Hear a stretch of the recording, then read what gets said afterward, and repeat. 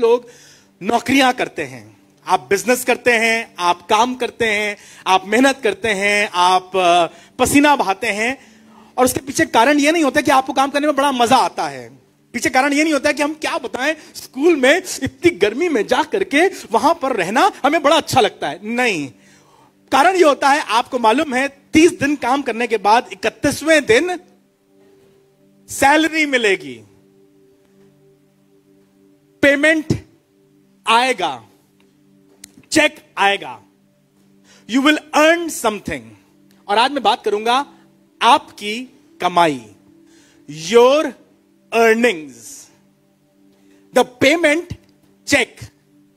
और कई बार यह पेमेंट चेक जो होता है बहुत खुशी का कारण होता है, कई बार यह पेमेंट चेक बहुत गदगद कर देता है, और कई बार यह पेमेंट चेक हमें बड़ा दुखी कर देता है।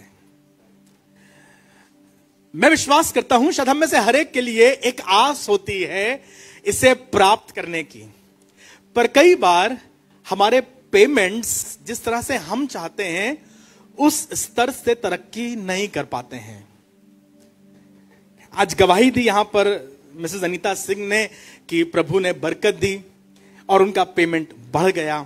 शायद हो सकता है अगले संडे आपके लिए इंतजाम भी हो मिठाई विठाई का, वो तो बात की बात है, पर कई बार हमारे पेमेंट चेक जैसे हम चाहते हैं वैसे बन नहीं पाते हैं, because we were planning something else but the end result was something else. सुनिए क्या लिखा हुआ है, रोमियो उसका 2 अध्याय और उसका 5वां पद, जहां पर पौलुस बता रहे हैं something about the payment cheque, something about your earning, something about what we earn, हमारी कमाई के बारे में। यूं लिखा हुआ है रोमियो उसका 2 अध्याय और उसका 5वां पद, पर अपनी कठोरता और हठीले मन के अनुसार उसके क्रोध के दिन के लिए जिसमें परमेश्वर का सच्चा न्याय प्रकट होगा, अपने निमित्त क्रोध कमाते हैं। बड़ा इंपॉर्टेंट शब्द लिखा है, क्रोध कमाते हैं। और क्रोध कमाने का परिश्रम मालूम क्या है, क्यों मिल रहा है, क्यों हमें क्रोध से भरा हुआ चेक मिल रहा है? Why am I getting this wrath of God in my life? Why my payments are something that I am not very happy with? The reason is अपने मन की कठोरता और हठीलेपन के कारण। अपनी मन की कठोरता और हठीलेपन के कारण हमें आनंद नहीं मिलता है, हमें प्रेम नहीं मिलता है, हमें लोगों से भी सराहना नहीं मिलती है, पर लिखा है हम अपने जीवन में क्रोध कमाते हैं। और मुझे मालूम है मुझे मिला करके हम में से कोई यहां नहीं ये चाहता कि मैं क्रोध कमाऊं। I should get anger, the wrath of God, the wrath of people. पर पता नहीं क्यों हमारे घर में अक्सर क्रोध दिखाई पड़ता है, हमारे घर में अक्सर झगड़ा दिखाई पड़ता है, हमारे घर में अक्सर गुस्सा दिखाई पड़ता है, हमारे घर में चीजें बिगड़ी हुई हैं। कारण क्या है? क्योंकि मन हठीला है और हम कठोर बातें करते हैं। पापा जी, अगर आप कठोर बातें करेंगे, बेटा अगर तुम हठीले मन से रहोगे तो कभी आशीष नहीं पाओगे। पता नहीं क्यों उसका रिटर्न जो है वो अनवांटेड है, जो हम नहीं चाहते। मुसीबत, तकलीफ, क्रोध, कष्ट। आप देखिए जो बच्चा घर में जिद्दी है, जो बच्चा घर में कमजोर है, बहुत पढ़ा लिखा नहीं है या बहुत स्मार्ट नहीं है, उसे इतनी मार नहीं पड़ती है। वो बच्चा जो घर में शायद बहुत काम नहीं करता है, आलसी है, उसे इतनी मार नहीं पड़ती है। वो बच्चा जो शायद थोड़ा खर्चीला भी है, उसे इतनी मार नहीं पड़ती है। पर सबसे अधिक मार किसको पड़ती है? वो बच्चा जो जिद्दी है। नहीं करेंगे तो नहीं करेंगे, पापा ने उड़ा दिया धरकर। और बहुत मार खाने के बाद, रोने गाने के बाद भी कहने लगा नहीं करेंगे, 2 और पड़े। क्यों? क्योंकि यह तरीका है इस दुनिया का। जिन्होंने मार खाई अपने हाथ मत उठाइएगा। पर बता ही रहा हूं कि हम लोग कई बार हठीलेपन के कारण, जिद्दी होने के कारण, कई बार हम क्योंकि कठोर हो जाते हैं, अपने ऊपर दंड कमाते हैं। बड़ी अच्छी तरह से प्रभु का सेवक बता रहा है। गलतियों की पुस्तक उसका 6वां अध्याय और उसका 7वां पद, गलतियों की पुस्तक उसका 6वां अध्याय और उसके 7वें पद में बहुत अच्छी तरह से पौलुस डिस्क्राइब कर रहे हैं। And as he is describing this to us, जब हम समझा रहे हैं, बता रहे हैं, तो कहने लगे धोखा ना खाओ, धोखा ना खाओ। बड़ी जरूरी बात है। इस संसार में रहते हुए बहुत सी बार हम भ्रमित रहते हैं, बहुत सी बार we are fooled, lot of times we are in ignorance and we don't understand. पर वो चीजों को सरल कर रहा था, समझा रहा था, बता रहा था और कहने लगा धोखा ना खाओ, परमेश्वर ठट्ठों में नहीं उड़ाया जाता, परमेश्वर ठट्ठों में नहीं उड़ाया जाता, क्योंकि मनुष्य जो कुछ बोता है वही काटेगा। क्योंकि मनुष्य जो कुछ बोता है, बड़ा सिंपल है। यह कोई बहुत बड़ा विज्ञान नहीं है, यह कोई बहुत बड़ी साइंस नहीं है। This is not rocket science. बड़ी सरल सी बात है। इंसान जो बोता है वही काटता है। हम बहुत सी बार वो नहीं देखते हैं हमने क्या बोया, पर हम ये देखते थे हमने क्या काटा। पता नहीं क्यों हमसे गुस्सा थे, पता नहीं क्यों उन्होंने ऐसी बात कह दी, पता नहीं क्यों हमारा काम बिगड़ गया, पता नहीं क्यों खुदा हमारे खिलाफ है। Dear brother, what have you been sowing thus far? आपकी हर बात गुस्से की होती है, आपका हर फैसला कठोर होता है, आपका हर शब्द मुंह से निकलता है वो कड़वा होता है, और आप कहते हैं पता नहीं क्यों हमारी बीवी हमें प्यार नहीं करती है, पता नहीं क्यों हमारे बच्चे हमारे पास नहीं बैठते हैं, पता नहीं क्यों हमें हर समय निकाल दिया जाता है नौकरी से। हम जहां नौकरी करते हैं ना वहां बॉस खराब है, हम जिस चर्च जाते हैं ना वहां पादरी खराब है, हम जिस संडे स्कूल में रहते हैं ना वहां टीचर खराब है। जी नहीं, टीचर, बॉस, पास्टर, परिवार नहीं। एक बार सोच के देखो तो मैं क्या बो रहा हूं, क्योंकि कठोरता और जिद्दीपन, हटीलेपन का जो रीपिंग है वो क्रोध है, वो गुस्सा है। जवान बेटे, तुम्हें लगता है पापा से गुस्सा हो रहे हैं, एक बार देखो तो तुम क्या बो रहे हो। जो आपसे काम कहा गया, जिस समय कहा गया, जिस तरह से मां ने कहा, आपने नहीं किया। एंड देन यू एक्सपेक्ट कि आपको गोदी में लेकर पुच्ची कराई जाए, अंडा पराठा सुबह सुबह बना के दिया जाए। आपकी सुबह हो रही है दोपहर में 2 बजे। शायद बहुत कम माँ बाप ऐसे होंगे जो दोपहर में 2 बजे भी जब वो नाश्ता मांगे तो नाश्ता देने को तैयार हों, वरना तो फिर अंडा मांगे तो डंडा मिले। यही विधि का नियम है। पर हम बहुत सी बार समझ नहीं पाते हैं और हम शिकायत करते हैं। आज जब ये खाना मांग रहा है, आज जब ये जवान लड़का रोटी मांग रहा है, आज जब ये जवान बच्चा अंडा मांग रहा है, तो बाइबल कह रही है इसे जो फलियां सुअर खाते हैं वो भी नसीब नहीं है। बेचारा बहुत गरीब खानदान का था, बेचारा इसके पास पापा नहीं थे, क्या बताएं, बेचारा अनाथ था। जी नहीं, ना ये अनाथ था, ना ये गरीब खानदान से था, और ना ही इसका बाप दुष्ट था। इसका बाप तो आज भी इंतजार कर रहा था मेरा बेटा लौट कर आएगा। पर मालूम समस्या क्या थी? क्योंकि हमारे कठोरता और हमारे हटीलेपन का जो परिणाम है वो दंड और क्रोध है। The reason this lad, the prodigal son, is suffering is not because the father is not good. His father is amazing. इसका पिता तो बहुत अद्भुत था, इसका पिता तो क्षमा करने वाला, दया करने वाला, माफ करने वाला, भुला देने वाला, जश्न करने वाला इसका बाप था। पर यह लड़का हटीला था, इसीलिए आज ये क्रोध और इसीलिए आज ये कष्ट में जीवन जी रहा है। आज मैं प्रार्थना कर रहा हूं, प्रभु अपने हाथ को बढ़ा और हमारे जीवन से ये क्रोध दूर हो जाए, क्योंकि मनुष्य जो कुछ धोखा ना खाना, उसने शुरू ऐसा किया। पता नहीं क्यों ऐसा हमारे साथ हो रहा है, हमें समझ में नहीं आ रहा है, हमारी जिंदगी क्यों बर्बाद है, सब हमारे खिलाफ हैं। जी नहीं, धोखा ना खाना। परमेश्वर ठट्ठों में नहीं उड़ाया जाता। मनुष्य जो कुछ बोता है वही काटेगा, वही काटेगा। आगे सुनिएगा, क्योंकि जो अपने शरीर के लिए बोता है, बड़ी अच्छी तरह से लिखा है, और जो अपने शरीर के लिए, सेल्फ के लिए, स्वार्थ के लिए बोता है। मुझे चाहिए है, मेरे लिए करो, मम्मी मेरे लिए करें, पापा मेरे लिए करें, भैया मेरे लिए करें। जो सेल्फ सेंटर्ड लाइफ जीता है, मैं, मेरी मर्जी, मेरा तरीका।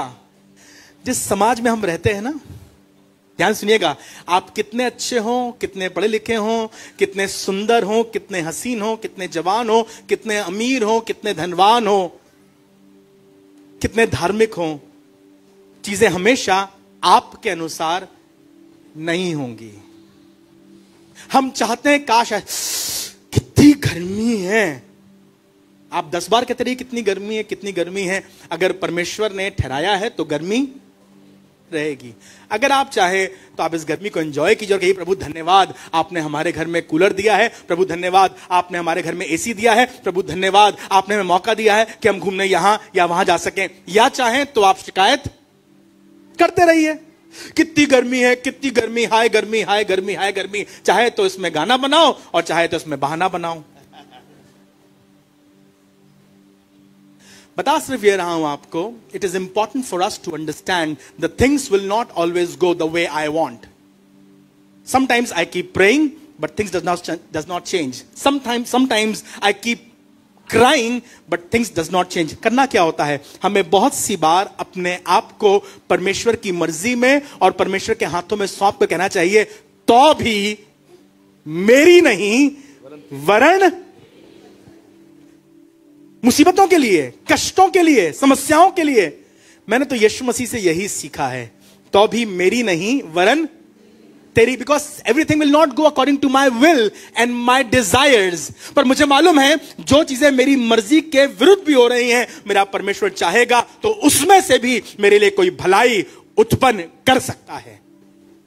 पर मैं क्यों कठोर होकर, मैं क्यों हटीला होकर अपने लिए क्रोध कमाऊं? धोखा ना खाओ, परमेश्वर ठट्टों में नहीं उड़ाया जाता, क्योंकि मनुष्य जो कुछ बोता है वही काटेगा, वही काटेगा।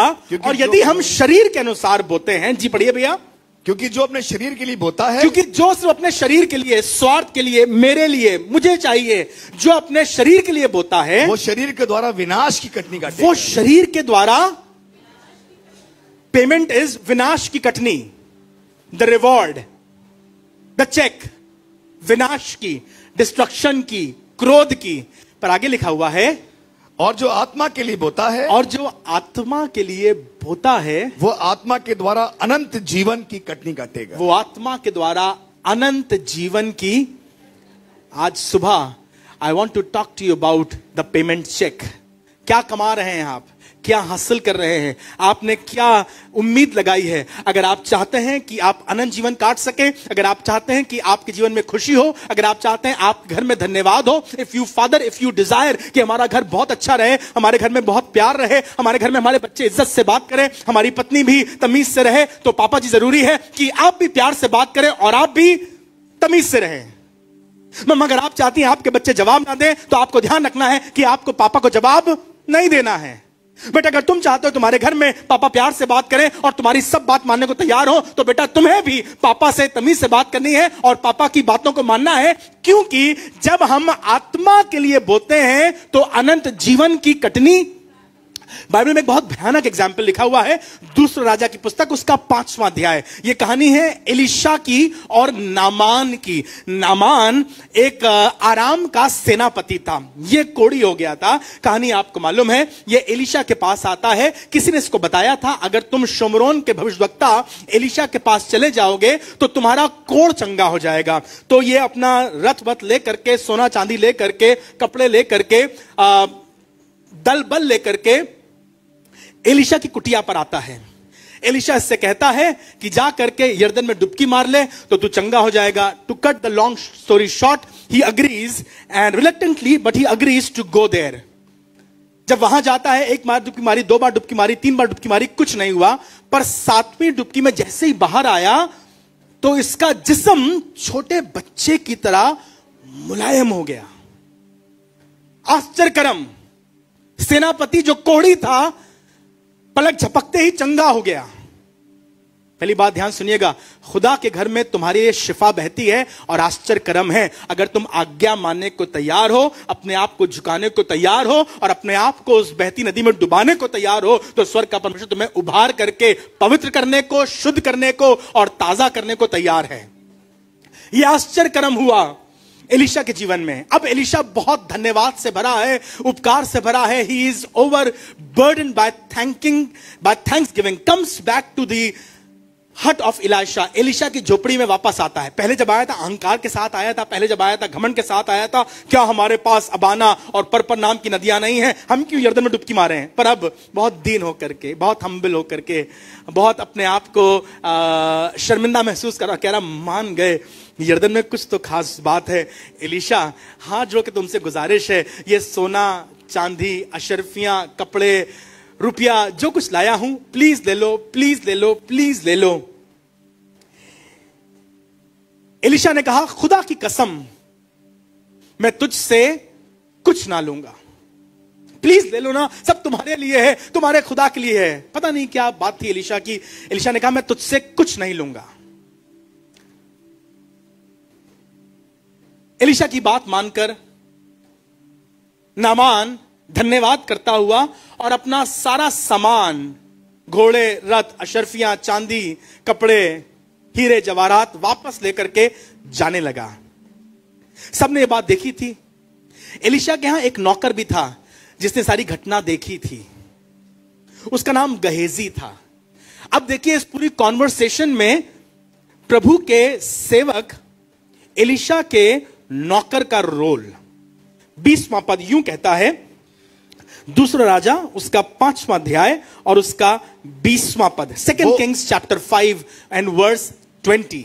वो उसके यहां से थोड़ी दूर चला गया था। जब एलिशा की कुटिया से नामान थोड़ी दूर चला गया कि परमेश्वर के भक्त एलिशा का सेवक गेहजी सोचने लगा कि मेरे स्वामी ने तो उस अरामी नामान को ऐसे ही छोड़ दिया है। कहने लगा एलिशा ने तो उस अमीर आदमी को ऐसे ही छोड़ दिया। See how sometimes this mind works. कठोरता, लालच, बिजनेस, गोटें, चालाकी, चालबाजी। कहने लगा गेहजी, ये गंदा, दुष्ट, नालायक आदमी नहीं था, ये वो था who is kind of an assistant pastor। ये प्रभु के सेवक के साथ रहते हैं, ये तो आश्चर्य कर्मों में भागी भी होते हैं, ये तो सब कुछ देखते हैं जो एलिशा करता है। एलिशा को उन्होंने दुआ करते देखा है, एलिशा को उन्होंने राजाओं से बात करते देखा है, और जब नामान से कहा गया तू जाकर डुबकी मारना, तब भी इसने देखा है। जब कहा गया था हाथ भर का बादल आ रहा है, तब भी इसने देखा था। ये एक बहुत क्लोजली रिलेटेड आदमी था, चर्च का शख्स था, पर था तिगड़मी, जुगत में रहने वाला, जुगाड़ फिट करने वाला और लालची। कहने लगा एलिशा ने तो नामान को ऐसे ही छोड़ दिया है, ऐसे ही छोड़ दिया, यूं ही जाने दिया जी, कि जो वो ले आया था, हाँ, उसको उसने ना लिया, और जो वो लेकर आया था, भाई कितने ढेर सारे गहने थे उसके पास। देखा था कितना ढेर सारा खाना भी लेकर आया था, अनाज लेकर आया था, बाजरा लेकर आया था, और देखा था उसके पास कितने कपड़े, कितने खूबसूरत कपड़े थे। पर पता नहीं क्या है, एलिशा भी ना अजीब आदमी है, उसने उसको यूं ही जाने दिया।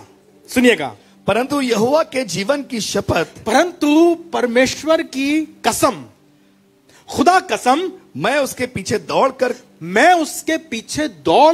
उससे कुछ ना कुछ ले लूंगा, उससे कुछ ना कुछ तो, सी द माइंड सेट, उससे कुछ ना कुछ तो ले ही लूंगा।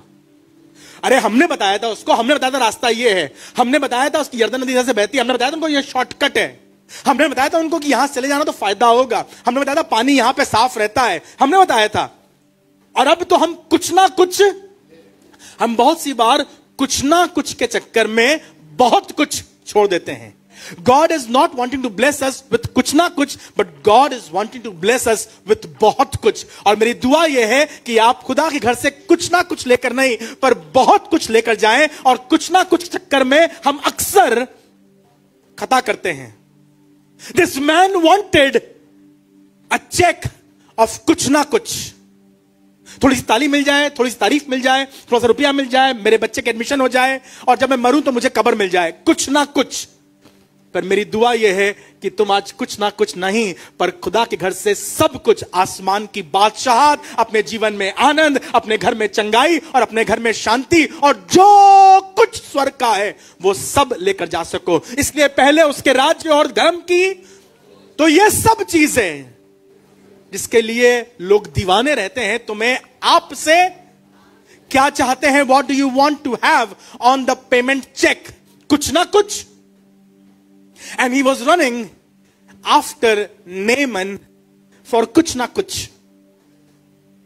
कुछ पाने के लिए नामान के पीछे दौड़ता हुआ गया और कहने लगा, नामान जी, जैसे आप वहां से चले ना, तो वैसे ही एलिशा के घर में ना कुछ मेहमान आ गए हैं और कुछ खाने को चाहिए है, तो हमें 2 बोरा गेहूं दे दीजिए। आपके पास ये जौ है, 1 बोरा जौ दे दीजिए, और ऐसा करिए कि आप हमें वहां पर 10 जोड़े कपड़े दे दीजिए, हम उन्हें कुछ देना मांगते हैं। और वो सब कुछ गट्ठर बांधकर एक ऊंट पर लादाकर वापस ले आया और लाकर छुपा दिया। किसी को नहीं मालूम, नामान दोबारा फोन करेगा नहीं, नामान दोबारा बात करेगा नहीं। अरे एलिशा तो अपनी कुटिया में है, प्रार्थना कर रहा है, उसे क्या मालूम। और सब कुछ ला करके उसने अपने घर में छुपा दिया। दोपहर जब खाने का समय हुआ, खाना बना करके वो एलिशा के सामने लेकर पहुंचा, तो एलिशा ने पूछा, तू कहां था? Elisha asked him, Gehazi, where were you? तुम कहां थे? मैं तो यहीं था, कहीं नहीं गया। कभी देखा ना आपने, आप बच्चों से पूछिए तुम कहां थे, तो बच्चे क्या जवाब देते हैं? यहीं तो थे, अदृश्य हो गए थे, दिखाई नहीं पड़ रहे थे। साहब कहां थे आप? ऑफिस में तो थे, हमने कॉल किया था ऑफिस में। हाँ, हम वही थे, बाहर नीचे चाय पी रहे थे। चाय वाले का नंबर भी मेम साहब के पास, उन्होंने चाय वाले को भी फोन कर लिया था। तो चाय वाले ने कहा, नहीं आज तो बाबूजी ऑफिस आए नहीं हैं। और पूछिए बाबूजी से, तो यही तो थे। कहां? ये गेहजी का स्टाइल है, यही तो थे भाई, 3 हफ्ते से गायब थे, कहां थे? यही तो थे। 3 घंटे से दिखाई नहीं पड़े, कहां थे? यहीं तो थे। अच्छा, तो कहने लगा, जब तू नामान के सामने अपने हाथ फैलाए हुए था ना, तो मैंने तुझे देखा और खुदा ने भी तुझे देखा। अब सुन, यू वर आस्किंग फॉर कुछ ना कुछ, अब नामान का कोड़ तुझ पर और तेरे वंश पर। अरे बाप रे बाप, कुछ ना कुछ के चक्कर में जाने कितनी बार हमने कोड़ कमा लिया। और अफसोस की बात यह है कि ना सिर्फ अपने लिए पर अपने वंश के लिए भी हम श्राप का कारण बन गए। What are you expecting on the payment check? Church आते हो, प्रार्थना करते हो, इबादत करते हो, और हम सोचते हैं इसके बदले में स्तुति आराधना ऊपर जाती है, पेमेंट चेक पर आशीष आती। पर मेरे घर में आशीष नहीं आ रही है, मेरे घर में झगड़ा है, मेरे घर में आफत है, मेरे घर में पता नहीं क्यों मोहब्बत नहीं है, मेरे घर में मेरे पेमेंट में हटीलापन और कठोरता। धोखा ना खाओ, हम ऐसा करके अपने घर में क्रोध कमा रहे हैं। पर मेरी दुआ यह है, प्रभु हमारे घर से क्रोध, हमारे घर से नामान का कोढ़, और हमारे घर से प्रभु ये श्राप सदा के लिए दूर हो जाए। भैया हम क्या बताएं, ये पीढ़ियों से चला आ रहा है। हम चाहते हैं इससे छूट जाए, निकल जाएं। बाइबल में एक बहुत अद्भुत एग्जाम्पल दिया हुआ है। जब यीशु मसीह सलीब पर लटके थे, तो उनकी एक तरफ एक डाकू और दूसरी तरफ दूसरा डाकू था, और यीशु मसीह तो खामोश थे। नीचे लोग बात कर रहे थे, रो रहे थे, कुछ मजाक बना रहे थे, कुछ दोष लगा रहे थे। Let us here the conversation of these 2 dacoits. एक ने, जो उसकी बाईं ओर लटका हुआ था, हंस कर कहा, यदि तू वाकई परमेश्वर का पुत्र है तो अपने आप को बचा और हमें भी बचा। भाई अब तो मान जा यार, इतनी मार खाने के बाद, इतनी कुटाई के बाद तू लकड़ी पर लटका हुआ है, सांस तुझे ठीक से नहीं आ रही है, पर तू बाज नहीं आ रहा है, ये इसका स्वभाव, इसका नेचर है। और यीशु मसीह से कह रहा है, क्योंकि सब लोग वहां बात कर रहे हैं, यीशु मसीह ने अभी तक कुछ नहीं कहा है। People were talking and he was hearing the conversation what was being talked about. लोग कह रहे थे ये परमेश्वर का पुत्र है, ये भला आदमी है, इसे गलत चलाया गया। तो कहने लगा, यदि तू वाकई परमेश्वर का पुत्र है तो अपने आप को बचा और हमें भी बचा। यीशु मसीह ने कोई जवाब नहीं दिया। पर दूसरा चोर जो उसकी दाहिनी ओर लटका हुआ था, उसने लिखा है घुड़क कर, डांट कर उस चोर से कहा, चुप रहे, तू भी तो वही दंड पा रहा है। और फिर कहने लगा, हम तो अपने किए का ठीक ठीक बदला पा रहे हैं। What I have received on my payment check and the stripes that I have received on my back, जो मेरे पैरों में कीले हैं, मेरे हाथों में कीले हैं, मेरे मुंह पर तमाचा और मैं नंगा लटका हुआ हूं, ये तो मेरे कर्मों का फल है। मैं तो ठीक ठीक बदला पा रहा हूं। कहने लगा, पर इसने तो कोई अनुचित काम नहीं किया।